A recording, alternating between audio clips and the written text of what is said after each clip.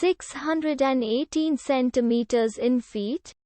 First of all, we need to know the value of 1 centimeter in feet. It's always 1 centimeter equals 0.03280839895 feet. Now we have to multiply 0.03280839895 by 618. Therefore, 618 centimeters times 0.03280839895 feet equals 20.27559055511 feet.